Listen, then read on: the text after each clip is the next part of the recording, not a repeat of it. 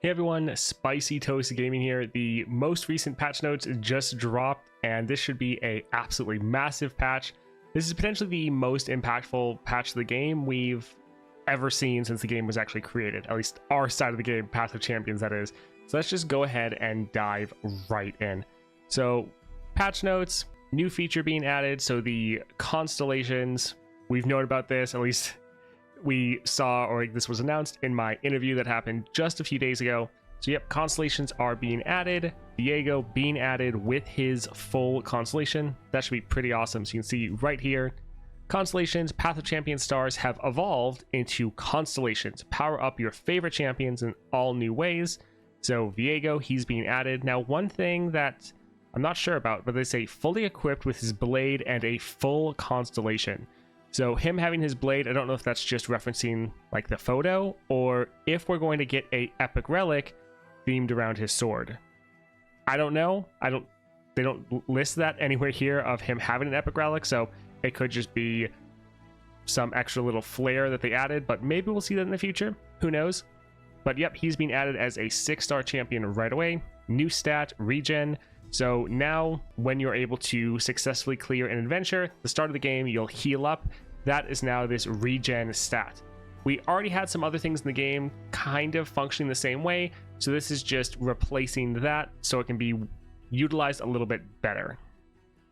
And then new content, constellations. Sadly, they don't actually go into what the constellations are, like how they work, what all the different powers are.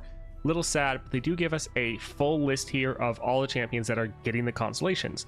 So Viego, Aatrox, Ashe, Darius, Echo, Gwen, Jinx, Kai'Sa, Lilia, Lux Illuminated, Misfortune, Morgana, Nico, Nora, Samira, Talia, Vayne, which is very awesome, Vex, Volibear, who I'm really looking forward to, and Yuumi.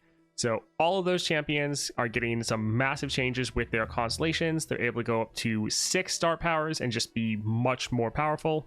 Again, we don't have that information here, so definitely tune in tomorrow when we're actually able to get into game, see all of the new information, and break it all down. Also, I will be streaming the game live as soon as the patch drops, so if you want to see me go through all of this information right away, definitely head over to my Twitch channel when the patch goes live, because we'll be going through all of it.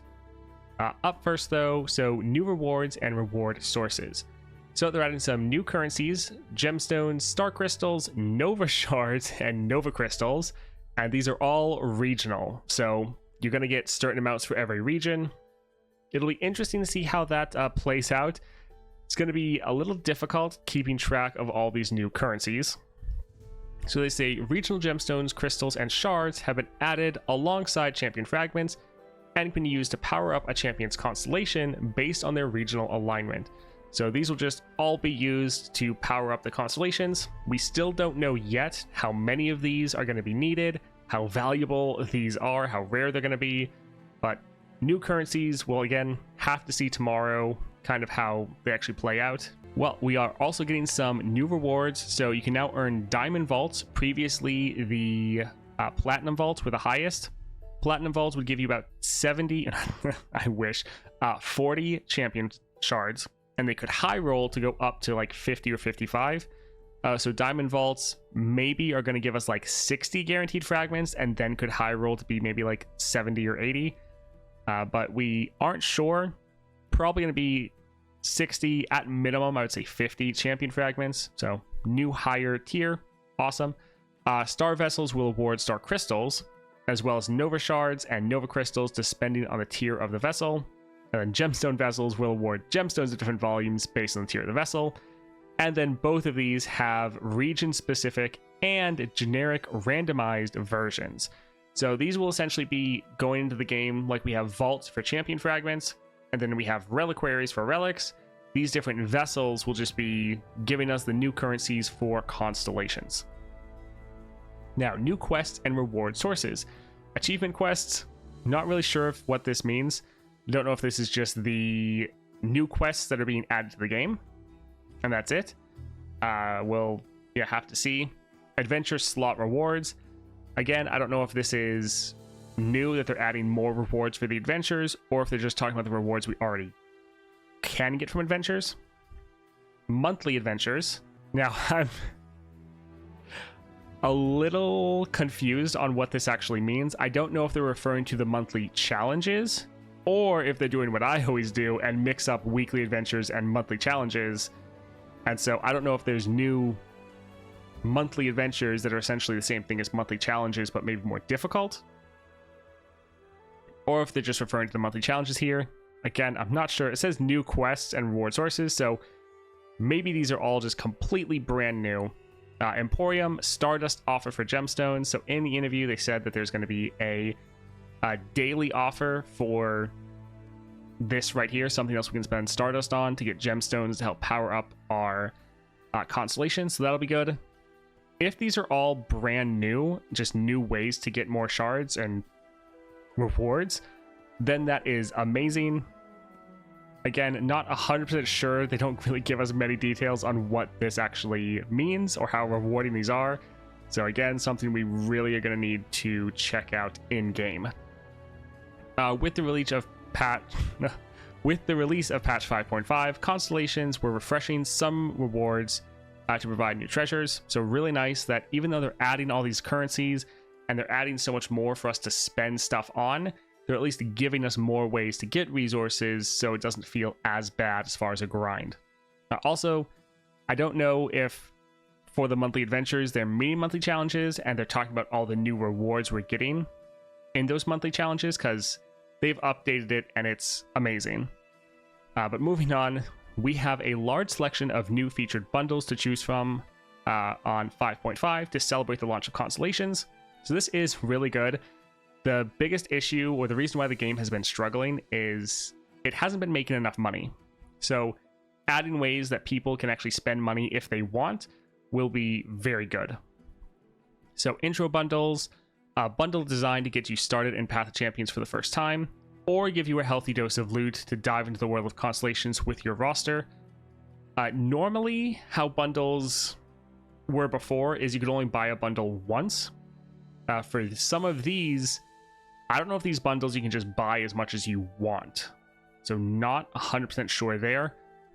Nova Crystal bundles, because these all say, they're saying bundles, not just bundle. So it's like, can we get multiple of these? Not sure. But this is a region-specific bundle that grants players a Nova Crystal and 150 gemstones per region alongside some other rewards.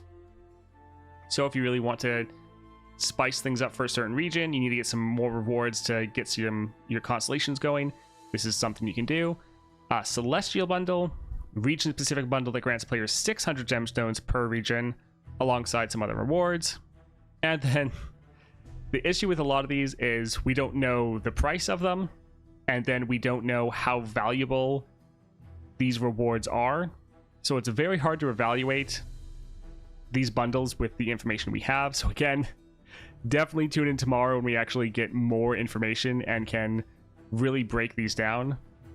Champion Constellation bundles, so bundles for Lux Illuminated, Volibear, and Misfortune to enhance your progress on their constellations.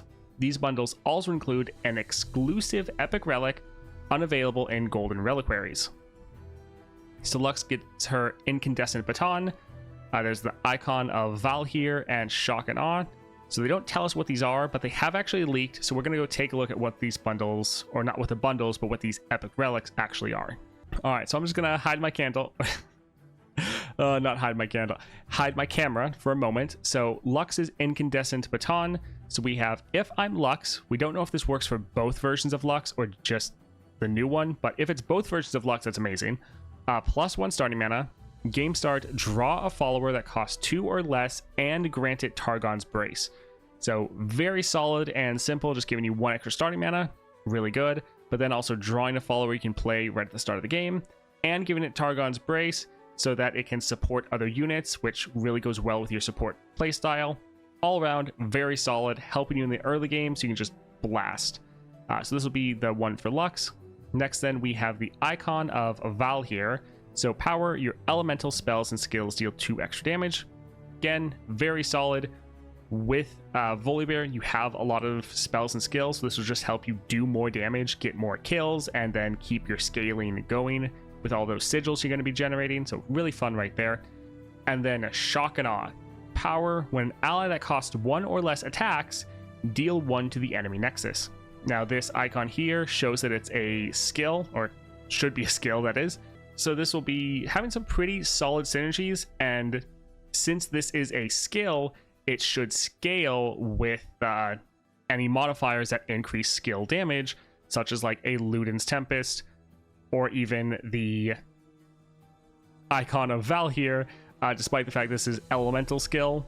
But things that are similar to this should be able to buff up this power right here. At least I think that should work in theory. All right, camera back. Let's keep going. So those 3 relics, not in the golden reliquaries, so you'll have to buy them, but seem fun, seem like they'll be good. And I kind of like that they're adding in themed epic relics for specific champion bundles, because like, hey, if you really like this champion and you're going to want to spend money to unlock them, make them more powerful, having a epic relic that works specifically for this champion, I think that's pretty good. Free Pride bundle, Realm Walker champ skin, and the Fear Cleaving Axe will be removed from the featured tab in the Emporium on June 19th, so get those if you want them. Now the Fear Cleaving Axe, you can already get it from golden reliquaries, so it's not like it's leaving the game, but if you want to actually buy it with real money, this is your chance to do that without having to get it from a golden reliquary. So content change list, so some new powers. We already saw some of these, especially the Viego ones, in the interview, but Beyond the Mists, each round, the first time you slay an ally, summon an Encroaching Mist. So that Encroaching Mist, you can see it right here. 1 cost 1/1. When I'm summoned, grant all allied Viegos and other Encroaching Mists everywhere 1/1. So every time you summon one of these, it makes all future ones even stronger, and they're also buffing up your Viego to make him even stronger. So summoning these is very powerful. Now this power, it's hard to say how good it's really going to be, because it's going to really come down to your starting deck. If you can consistently kill your own units and kill a unit every round, then this is great. Fantastic. If you don't really have that in your starting deck, will be a little bit worse. But again, can't really judge it for now, but has potential definitely. Second star power, +1 starting mana. When an ally with 4 or more power dies, reduce the cost of all 4 or more power allies in hand by 1. So this is pretty good. It's giving you another interesting way to get some cost reduction for your bigger units, such as like your Viego. So that is awesome. But this will actually work very well with your other power of Summon Encroaching Mists, because since they can scale up, they'll very quickly get above that 4 power threshold. So every time they die, you're then reducing down your expensive units. So this actually will play out very well and has synergy with your other powers. So your Beyond the Mist rank 2, each round the first time you slay an ally and the first time you slay an enemy, summon a Encroaching Mist. So now you can summon 2 of these potentially every single round. Remember, every time you summon one, they are increasing all future mists damage, as well as increasing your Viego's, well, damage and power actually. And since they are scaling up, they'll trigger this power even quicker. So really great synergy here. Again, we'll have to see how well the starting deck works to utilize killing enemies as well as killing your own units, but really good synergy just on a power level, so really nice. Now we have just some new powers that are just getting added to the game overall. So Treacherous Terrain rare, each round the first time an enemy summons a unit, frostbite it. This is very strong. This is kind of a slightly weaker version of one of the Lysandra units. I think it's a like something shaman, I believe, but they have it every time you summon a unit gets frostbitten. It's incredibly powerful, very annoying. So this should be just a solid defensive power, and I mean really good for everyone, but especially good for Ashe, obviously. Then we also have Explosive Finale. So when an enemy dies outside of combat, so when they're not blocking or not attacking, deal 4 damage to the enemy nexus. This is going to be massive, especially for all of your removal decks. So especially like Annie, Jhin, Vhagar, and there's plenty of other ones as well. This is going to really help you out and just let you do so much damage to the enemy nexus. This will be very fun to play with. They're also adding a new item, so Last Breath, summon a random 1-cost follower from your regions. Pretty solid because you're obviously losing a unit because of Last Breath, but then you're also getting a unit, so that's pretty good. Some champion changes, so they tweaked a couple of the champions to make them work better for the constellations, so that's nice. For Darius, they're changing his power to go from a summon effect to a play effect. So before, if you had like the sapling power where it got summoned every round, that would just essentially steal your star power and steal that buff, which isn't the best because you want that to be on a unit that hopefully survives. So the power and other effects from your first and third star power are the same. Just now it's when you play a unit, not when you summon a unit. They also tweaked Misfortune. This one is definitely a little sad. So they got rid of Powder Pandemonium that had Hex Tech Fabricator and Hand Sensor. And they also got rid of the Monster Harpoon, which that one was terrible. Definitely gonna miss the Powder Pandemonium. Very fun card. But they're changing it for Crackshot Corsair with Ninja Tabby and double up with Tear of the Goddess. Let's go take a look at those. So here is the Crackshot Corsair. It is in a couple other decks, or at least in the Jin decks. That's a little sad, but it is a really solid card, and it is Misfortune's card, so it makes more sense for it to be here. But very solid, does everything you really want it to be doing. And this is also a card that's getting that Ninja Tabby, which is a epic upgrade and is elusive. So getting a 1-cost elusive so you can get your attacks in, really, really good. And then the other one was double up. So you see that this is obviously very themed for Misfortune. So I'm a big component, or big advocate, that's the right word, for decks being very thematic and all going together. So this one obviously works very well. It's a Misfortune spell, but 5-cost fast, deal 2 to an enemy. If it kills it, deal 4 to the Nexus. So really solid to try to take out enemy units and deal damage to the Nexus at the same time. Also very themed after Misfortune in League of Legends, but this is also getting some items on it. So Tear of the Goddess, so 2 cost reduction, and Charging Sigil. Both of those are very good because this is then dropping to a 3-cost, much more playable, and then that damage is going to increase both damage. So deal 3 to an enemy, and if it kills it, deal 5 to the Nexus. So even though I am going to miss the Powder Pandemonium, still these are very good upgrades to get, and definitely an improvement overall. Now Nico, they're also adjusting. Now none of these changes are part of the actual constellations. It's just with constellations coming out, they kind of wanted to tweak the champions, make them a little bit better. So Behold the Infinite with Farsight and Fabricator, that's what you used to have, and now you're getting Wallop with Porosnax and Tear of the Goddess. Now Behold the Infinite, that was your Invoke, which was actually a very solid card. So sad a little bit to see that getting rid of, but it'll definitely be worth it for that Wallop. Now Wallop, normally 3-cost fast, deal 1 to an enemy and stun it. All around solid card, gives you potentially a little bit of removal or poke damage, and then also some control, which is very nice, especially for Nico that had, I think, no control or removal in their deck. So this is actually a pretty solid addition, but remember, this is also getting some items. So this is getting Porosnax, so you're going to summon a Poro. Poros have an extra subtype, so that's pretty good for Nico. But then also Tear of the Goddess, so again, 2 cost reduction, so this is going down to a 1 cost. Overall, a definite buff. Unfortunately, not everything got buffed or left alone. As you can see, Spectral Scissors, we all knew it was too good to last forever. They're changing it to only work with followers. So if my supported ally is a follower, granted ephemeral, summon exact copy of it attacking. Little bit sad there. Glad they didn't nerf it anymore, though, at least. This is kind of what we all saw coming. Little disappointing, but what can you do? Everyone knew it was too overpowered.